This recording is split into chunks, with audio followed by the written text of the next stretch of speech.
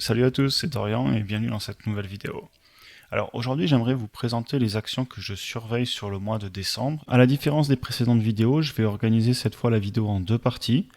Tout d'abord je vais vous parler des tensions et de la volatilité qu'il y a dans le marché en ce moment parce que ça va quand même avoir une influence sur le fait que je vais acheter ou pas certaines actions.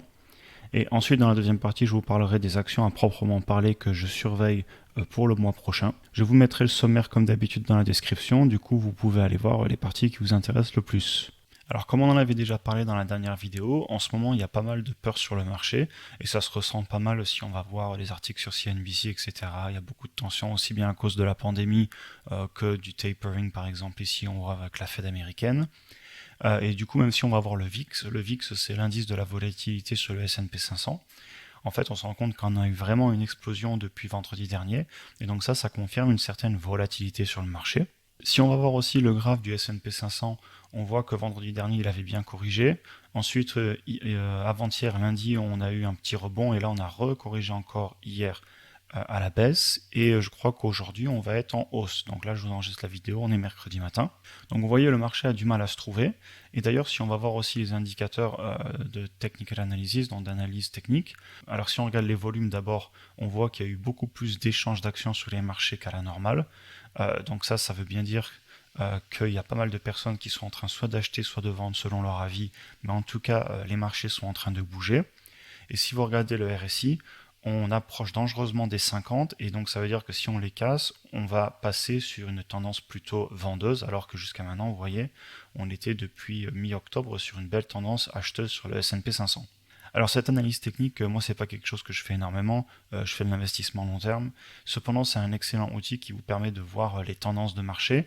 Alors les traders l'utilisent pour acheter au plus bas et revendre au plus haut. Moi c'est pas du tout quelque chose que je fais, mais il n'empêche que c'est un outil de plus que j'utilise pour mon investissement, même si après par la suite les actions que j'achète, je les achète pour le long terme. Cependant ça peut aussi m'aider à éviter d'acheter à des plus hauts si on voit qu'il y a une tendance baissière. Alors ensuite, sur les catalystes qui pourraient affecter le marché, on a tout d'abord Jérôme Powell qui hier a dit qu'ils allaient peut-être accélérer le ralentissement, donc le taper, le ralentissement des achats d'obligations qui sont faits par la Fed. Il devait finir ça en juin-juillet prochain, et la semaine prochaine, ou en tout cas en décembre, ils vont discuter d'accélérer le ralentissement, tout simplement à cause de l'inflation qui continue d'augmenter. Et l'autre catalyse, c'est évidemment tout ce qui est lié, hélas, à la situation sanitaire. Et on voit que les États-Unis sont en train de considérer d'augmenter la difficulté pour pouvoir voyager à l'international, peut-être rendre les tests plus stricts, etc. Donc voilà, beaucoup de peur sur le marché. Cependant, ce que je voulais vous dire à la fin de cette première partie de vidéo, avant qu'on passe aux actions pour le mois prochain, c'est qu'il faut quand même prendre un peu de recul. C'est-à-dire qu'il faut quand même regarder un petit peu ce qui s'est passé sur le long terme. Par exemple, si on prend le graphique du S&P 500 et qu'on le passe donc en weekly, donc chaque bougie devient une semaine, et qu'on regarde sur le long terme, en fait, on se rend compte que la petite correction qu'on a eue ces derniers jours, ça représente 3%, et c'est rien du tout par rapport à la hausse qu'on a eue depuis un an et demi. Donc si vous voulez, quand on voit une petite baisse, c'est pas forcément une raison pour se jeter sur toutes les actions. Et personnellement, j'aime bien prendre un petit peu de recul.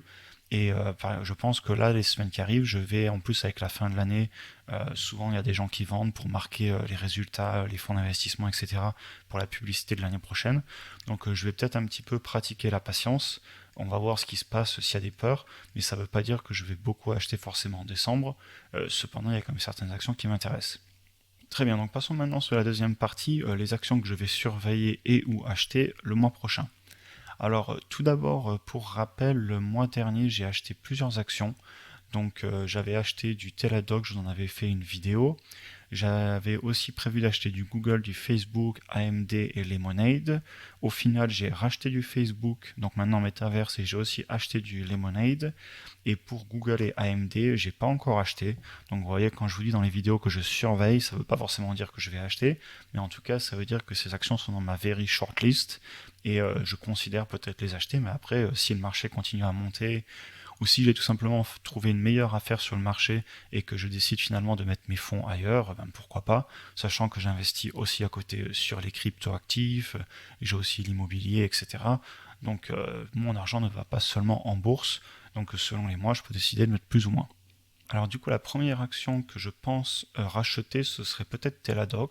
Vous voyez que j'en ai acheté il n'y a pas longtemps encore sur les deux points verts ici, et je vais peut-être en acheter plus si elle continue à baisser, tout simplement pour faire du DCA à la baisse, donc baisser mon coût de revient unitaire, sachant que c'est une entreprise qui est pour moi à long terme. Je vous avais fait une vidéo sur cette action il n'y a pas longtemps, n'hésitez pas à aller la voir sur ma chaîne YouTube et je vous la mettrai aussi juste au-dessus. Alors aussi pour rappel, parce que des fois on me demande, j'achète toutes mes actions chez le courtier de Giro. Il passe d'ailleurs en décembre au zéro frais, donc c'est quelque chose vraiment d'encourageant avec ce courtier. Moi personnellement je les utilise parce qu'ils m'ont jamais posé aucun problème, ils ont un super service, si vous leur envoyez des emails pour des questions ils vous répondent, donc moi j'ai confiance. Et donc c'est pour ça que je les utilise. Et du coup j'ai un lien dans la description, alors c'est un lien affilié, mais dans tous les cas si vous vouliez par exemple ouvrir un compte et que vous aviez prévu, eh ben, n'hésitez pas à l'utiliser. Moi personnellement ça me donne un petit kickback, et puis ben, ça me pousse et ça m'aide à continuer à faire des vidéos parce que ça me prend pas mal de temps. Bon évidemment c'est une passion, mais si je peux en plus en profiter, et vous aussi vous pouvez en profiter en utilisant un service qui pour moi est excellent, et ben n'hésitez pas. Alors revenons-en sur Teladoc. Teladoc, c'est une entreprise qui fait de la télémédecine aux États-Unis, mais plus que ça, ils ont aussi il n'y a pas longtemps racheté Livongo, et donc ils ont tous les appareils pour les personnes qui ont des maladies chroniques, pour suivre leur santé, comme par exemple le diabète, les problèmes cardiaques, etc. C'est aussi une entreprise qui cherche à utiliser l'intelligence artificielle pour optimiser les soins des gens. Donc par exemple, si vous avez une maladie, pour vous trouver le plus rapidement possible le bon docteur, le plus proche de chez vous, etc., ça permet pour vous d'être mieux soigné, et ça permet aussi à Teladoc de gagner plus d'argent et de dépenser moins d'argent en administratif, en frais inutiles, et vraiment pour optimiser du coup tout ce qui est la santé. Parce que c'est vrai que si vous regardez les systèmes actuels, c'est pas toujours optimisé. Vous pouvez tomber dans des engrenages qui n'en finissent plus avec des personnes pas forcément très efficaces, tout simplement parce qu'elles sont pas au bon endroit au bon moment, ou elles n'ont pas les bonnes informations. Et pour moi, il y a vraiment un grand intérêt à l'intelligence artificielle pour vraiment aider à optimiser le système médical. Cependant, comme je vous l'avais dit dans la vidéo que je vous avais fait il n'y a pas longtemps sur Teladoc, faites attention, c'est une entreprise risquée, on a un price to sales à 10, c'est une entreprise qui perd de l'argent et qui n'est pas prêt d'en gagner. Donc voilà, c'est vraiment un business long terme. D'ailleurs, c'est une action qui avait été très hyped il y a un an. Si vous regardez les courbes, on était parti au plus haut. D'ailleurs, on peut aller voir la courbe, vous voyez, on était à plus de 300$. Aujourd'hui, on est descendu à 100$, donc on a divisé par 3 le prix de l'action. Donc les personnes qui ont acheté ici vraiment au moment de la hype, eh ben, ils ont perdu de l'argent. Là, je pense qu'on est revenu sur des prix beaucoup plus raisonnables, mais même moi, malgré ça, vous voyez, je fais du DCA et j'en achète par petits bouts pour vraiment optimiser mon coût de revient. Et si elle continue à baisser, j'en achèterai plus. Ce qui me fait aussi dire qu'elle pourrait baisser encore une fois, analyse technique. Vous voyez qu'on a cassé la zone des 50, donc on est devenu entre guillemets vendeur d'un point de vue des indicateurs. Et pareil, on a des gros volumes, donc ça veut dire qu'il y a du mouvement sur l'action en ce moment. Très bien, passons sur la deuxième action, et il s'agit de Palantir. Alors Palantir, j'en ai beaucoup parlé, et d'ailleurs ça commence à devenir une sacrée position dans mon portfolio. Cependant, j'hésiterai pas encore à en acheter plus si elle vient à redescendre sous les niveaux des 17$, il y a 17,50, tout simplement parce que pour moi c'est une entreprise qui a vraiment un bel avenir. Cependant, comme je le dis à chaque fois, on va de suite aller voir avant de vous dire ce que fait l'entreprise. Entreprise qui perd de l'argent, il pourrait avoir un tout petit bénéfice net l'année prochaine, on voit avec un forward P de 100 prévu. Je vous avais fait aussi, je vous en avais parlé aussi dans une autre vidéo de mon analyse personnelle. Pour moi, peut-être 2022, mais certainement 2023 plutôt pour entreprises qui gagnent de l'argent. Donc soyez prudents. Cependant, entreprise avec une forte croissance de revenus, entreprise qui est aussi soutenue par de grandes entreprises du S&P 500 et par le gouvernement américain. Donc pour revenir sur ce qu'ils font, même si j'en ai déjà parlé, il y a peut-être des personnes qui n'ont jamais vu encore cette action. Alors rapidement, c'est une entreprise qui est dans l'analyse du big data, donc dans l'analyse des données de masse. Donc en fait, ce qu'ils font, c'est qu'avec des centaines de milliers de données, par exemple des utilisateurs d'un service, ils peuvent déterminer des informations pour optimiser le business, comme quel segment de la population il vaut mieux viser, ou alors par exemple dans la logistique, quelle est la meilleure plateforme à utiliser, ou est-ce qu'il vaut mieux prévoir de mettre les colis par avance, etc. Par exemple, si vous savez que vous vendez beaucoup de stylos chez Amazon, est-ce qu'il vaut mieux mettre les stylos dans tel hangar ou dans tel hangar pour les envoyer le plus vite possible selon où sont les personnes qui travaillent et qui commandent. Enfin bref, c'est assez complexe, mais globalement c'est de l'optimisation et de l'analyse de données. Ils ont aussi un gros segment lié à la défense, Ils ont beaucoup travaillé sur tout ce qui est terrorisme, les guerres, etc. pour aider les gouvernements à traquer du coup les personnes qui recherchent, etc. Donc ça, c'est évidemment des secteurs sur lesquels on a moins d'infos. Cependant, c'est quand même un business model qui est soutenu par l'État américain et c'est encourageant dans le sens que ça assure des revenus assez pérennes, au moins sur le moyen terme, et donc c'est assez rassurant d'un point de vue investisseur. Très bien, donc maintenant on va passer sur la prochaine action. Alors cette prochaine action, c'est une action que je surveille plus facilement que je vais acheter le mois prochain parce qu'on voit qu'il faudrait qu'elle baisse encore. Alors il s'agit de Square. Donc Square, c'est une entreprise que je possédais avant même d'avoir fait des vidéos sur YouTube. Cependant, je l'avais vendu au plus haut parce que c'était vers ici. On avait vraiment atteint en février 2021 des prix complètement déraisonnables. Et d'ailleurs, vous voyez, je l'avais vendu ici à 240. Donc, vous voyez, c'est pas tout à fait au plus haut que je l'ai vendu. Donc, j'ai pas réussi à faire un parfait timing du market. Mais bon, écoutez, c'est pas grave. Moi, je cherche pas à timer le market. J'avais quand même vendu plutôt vers le haut. Et là, vous voyez qu'après, elle a eu un long channel où elle a rien fait vers la droite, là, pendant plusieurs mois. Et là, elle est en train de redescendre. Donc, du coup, elle est revenue dans ma liste des actions que je suis, puisque c'est toujours une action qui me plaît. Et si elle baisse encore, j'hésiterai pas à y retourner. Alors, vous voyez, moi, j'ai une target d'achat entre 160 et 190. Et donc du coup l'action n'est pas encore redescendue à ces niveaux. Donc pour l'instant patience. Cependant ça pourrait aller très vite, ça pourrait très vite baisser. Alors pour rappel, Square c'est une banque en ligne. Il y a aussi dans la concurrence notamment par exemple PayPal et SoFi. SoFi je suis aussi actionnaire. D'ailleurs pour les gens qui aiment bien PayPal, elle a beaucoup baissé en bourse en ce moment. Moi personnellement, j'ai pas spécialement envie d'investir dessus, je préfère Square, mais vous pouvez aussi aller la voir si ça vous intéresse, juste pour info, elle a aussi baissé. Alors Square, moi j'apprécie beaucoup déjà parce que le patron, c'est aussi le patron de Twitter qui d'ailleurs vient de démissionner de Twitter, enfin il n'a pas démissionné mais il a laissé sa place de CEO, et donc ça m'incite aussi à dire qu'il va se reconcentrer fortement sur Square, sachant que Square est aussi beaucoup investi dans le Bitcoin. Et c'est une entreprise qui cherche vraiment à développer, même d'ailleurs un exchange, donc une plateforme d'échange décentralisée. Et ils sont vraiment à fond dans tout ce qui est développement des technologies, dans tout ce qui est la fintech, donc la monnaie, la technologie de la monnaie. Et donc c'est pour ça que c'est une entreprise sur laquelle j'aimerais investir pour leur niveau d'innovation. Et aussi parce qu'ils ont des crypto-actifs dans leur bilan financier. Et puis au-delà de ça, c'est une entreprise qui gagne beaucoup d'argent sur les frais. D'ailleurs, si on va voir leurs indicateurs, on voit que c'est quand même une entreprise chère. Cependant, ils ont une très forte croissance prévue sur les 5 prochaines années. Ils sont à un forward PI de 100, mais un PI de 200. Donc, vous voyez, c'est une entreprise chère. Et à l'époque, on était à un PI de plus de 300 de souvenirs. C'est pour ça que je l'avais vendu. Pour moi, c'était déraisonnable. Price to sales à seulement en dessous de 6 seulement. Bon, c'est très élevé, mais c'est pas si élevé que ça, entre guillemets. Ils n'ont pas de problème de dette. Donc voilà, belle entreprise, entreprise de croissance, cependant entreprise chère. Donc évidemment, soyez prudents. Et comme je le dis à chaque fois, je ne vous donne pas de conseils en investissement. Faites vos propres recherches avant d'investir parce que ce sont des entreprises beaucoup plus risquées que des anciennes entreprises comme un Microsoft par exemple. Donc voilà, prudence, mais moi personnellement, je pourrais me repositionner si elle venait à redescendre. Et donc c'est pour ça que je vous en parle, parce que vous voyez, depuis le mois dernier, elle a beaucoup corrigé à la baisse.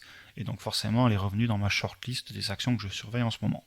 Très bien, passons à l'avant-dernière action dont je vais vous parler dans cette vidéo. Il s'agit de Google. Alors Google, je vous en avais déjà parlé le mois dernier, je voulais l'acheter. Cependant, ça fait un mois qu'elle se balade et qu'elle fait pas grand-chose. J'aurais peut-être dû l'acheter, ça seulement l'avenir pourra nous le dire. Peut-être que j'aurais dû la prendre ici parce qu'elle va peut-être partir à la hausse pour toujours. Cependant, personnellement, j'ai déjà une action complète. C'est déjà pas loin de 6 ou peut-être 8% de mon portfolio. Donc ça veut dire que quand je vais acheter une deuxième action, je vais passer instantanément à peut-être 10, 12, 15% de mon portfolio. Il faudra qu'on revérifie dans la prochaine vidéo que je ferai sur mon portfolio. Donc voilà, prudence, c'est compliqué d'en racheter une entière, sauf si elle vient à baisser évidemment. Aussi, si on regarde les indicateurs, on voit qu'elle a quand même été pas mal vendue depuis une dizaine de jours. On est à la limite des 50 au niveau de la tendance, donc sur le RSI, donc c'est une action qui n'est pas encore vendeuse, elle est toujours haussière, et d'ailleurs c'est évident sur le long terme. Mais par contre sur le court terme, on peut aller voir d'ailleurs si on prend du 1 heure, alors c'est pas quelque chose que j'aime faire du tout de faire du court terme, hein, mais si on prend du 1 heure, vous voyez que l'action, elle est limite dans le vendeur. C'est du très court terme évidemment, mais sur le long terme, elle est toujours à l'achat, donc c'est toujours une action qui est à la hausse d'un point de vue des indicateurs. Après, c'est une action qui est d'un point de vue financier exceptionnel. C'est pour ça que j'en ai déjà une et que ça représente un gros pourcentage de mon portfolio et que j'ai envie d'en acheter une deuxième. C'est une entreprise qui devrait croître certainement ses bénéfices bruts autour de 30% sur les 5 prochaines années. Ça, c'est ma prévision. Ils sont sur des bénéfices nets à plus 24% les analystes. Pour moi, je table sur du 30% brut sur les prochaines années. Le net, ça dépend de la marge. Et d'ailleurs, un autre point dont je vais vous parler juste après avec la dernière action, mais je vous en parle déjà, c'est la marge. C'est une entreprise avec des marges exceptionnelles. On est à plus de 56% brut et à presque 30% net. C'est pas étonnant, ils sont dans la tech et c'est du logiciel. Cependant, pour moi, c'est vraiment très encourageant. Et d'ailleurs, si vous regardez l'action, vous voyez, on est avec un P de 27 et un forward P de 25, ce qui est très élevé. Mais par rapport à la croissance qu'ils ont, c'est pour moi, et là c'est que mon avis personnel, mais c'est pas si élevé que ça pour moi. Alors après, pour ce qu'ils font, est-ce que j'ai vraiment besoin de vous représenter Google? Pas forcément, mais bon, quand même rapidement. Ils ont évidemment Google, leur moteur de recherche, et ils gagnent énormément d'argent avec la publicité. Ils ont aussi YouTube. Actuellement, on est tous en train de faire ou de regarder des vidéos et de partager, d'échanger ensemble sur cette plateforme. D'ailleurs, en parlant de partage, n'hésitez pas à vous exprimer dans les commentaires, c'est extrêmement intéressant. Beaucoup d'entre vous ont des super avis et moi, ça m'apprend aussi énormément. Honnêtement, j'apprends beaucoup de tout ce que vous pouvez me partager. Donc voilà. Ensuite, conduite autonome avec Waymo. Ils ont aussi toute la partie téléphone avec Android. Ils vendent des téléphones. Bref, une grosse entreprise de la technologie. Vous pouvez aller voir sur le site des investisseurs ce qu'ils font, mais ils ont vraiment beaucoup de projets en cours de développement et ils investissent énormément d'argent dans la recherche et développement. Très bien, passons maintenant sur la dernière action de cette vidéo. Il s'agit de Disney. Alors Disney, c'est une action dont je ne vous ai jamais parlé. C'est une action que j'avais achetée il y a 1 an et demi, 2 ans. En fait, je l'avais achetée pratiquement au plus bas de la crise. Et si vous voyez, je l'ai revendue à 188 et des poussières dollars. Donc pratiquement au plus haut. Et je l'avais vendu tout simplement parce que on était à un moment où le virus commençait encore à revenir. C'était aussi au moment où il parlait de Disney+, donc l'entreprise était vraiment au plus haut. Et je l'avais vendu parce qu'elle était trop chère. Et je l'avais aussi vendu parce que ma position n'était pas si grosse que ça. Et c'était un moment où je cherchais à avoir un petit peu moins d'entreprises à suivre. Je ne voulais pas remettre de l'argent pour augmenter ma position, donc j'avais préféré prendre mes gains à l'époque, sachant que maintenant dans mon portfolio, j'ai presque plus aucune position en dessous de au moins 1000-1500 dollars investis, pour tout simplement avoir moins d'entreprises et investir vraiment sur mes plus grosses convictions. Cependant, on voit que l'entreprise, elle est en train de corriger fortement depuis 1 mois et demi, 2 mois. Vous voyez qu'on a perdu 23% par rapport au moment où je l'avais vendu. Alors par contre, c'est une entreprise que je ne vais pas racheter juste sur un coup de tête comme ça, même si à l'époque je l'avais acheté. Je pense qu'il y a beaucoup de choses qui ont changé en 1 an et demi. Alors déjà, ils se sont lancés dans le streaming. Cependant, le streaming, pour moi, ça a quand même un désavantage par rapport à leur ancien business où ils mettaient vraiment les films au cinéma. Il y a beaucoup plus de concurrence. Vous avez Netflix, vous avez HBO Max, vous avez Amazon Prime, et ce sont les entreprises qui ont aussi beaucoup d'argent, beaucoup de capital et qui peuvent investir beaucoup dans des nouvelles séries, des nouveaux films. Et donc c'est pour ça que je vais certainement repasser beaucoup de temps à regarder tous les chiffres de Disney, donc pas forcément que sur ce site, mais je vais aller relire les rapports financiers, etc. et refaire une analyse complète avant d'investir. Et c'est pas du tout dit que je réinvestisse. Donc comme je vous le disais, j'adore leur business model, surtout parce que ils ont des marques. Ils ont tout ce qui est les Disney, les dessins animés, ils ont racheté Star Wars, donc ils ont vraiment des grosses marques. Et pour moi, c'est très important, comme le dit Warren Buffett, le pricing power. Avoir une marque, c'est très important parce que vous pouvez imposer les prix. Cependant, vous voyez, c'est plus dur d'imposer quand même les prix quand vous avez des concurrents, notamment dans la vidéo à la demande. Je pense pas qu'ils vont pouvoir faire un abonnement plus cher que les autres juste parce qu'ils ont des meilleurs films. C'est pour moi un petit peu difficile à imaginer. Après, ils ont aussi une énorme partie de leur business qui est liée à tout ce qui est la vente de jouets, d'accessoires de collection, etc. Donc ça, c'est un business model que j'adore et pour moi, ça a de l'avenir. Ils ont aussi par contre tout l'aspect parc d'attractions. Et ça me fait un petit peu peur avec la pandémie. Et c'est aussi pour ça qu'ils sont affectés, parce que en Chine, leur parc il a été fermé dès qu'il y a eu le moindre cas à Shanghai. En France, ils ont eu de nombreuses fermetures pendant les confinements. Aux États-Unis, pareil. Maintenant, pour y aller, vous avez des restrictions sur le vaccin, il faut faire des tests, etc. Donc voilà, c'est quand même un business qui est en souffrance. D'ailleurs, ça se voit puisqu'ils sont en baisse. Et je ne serais pas étonné qu'ils viennent à corriger beaucoup plus et la situation s'aggrave.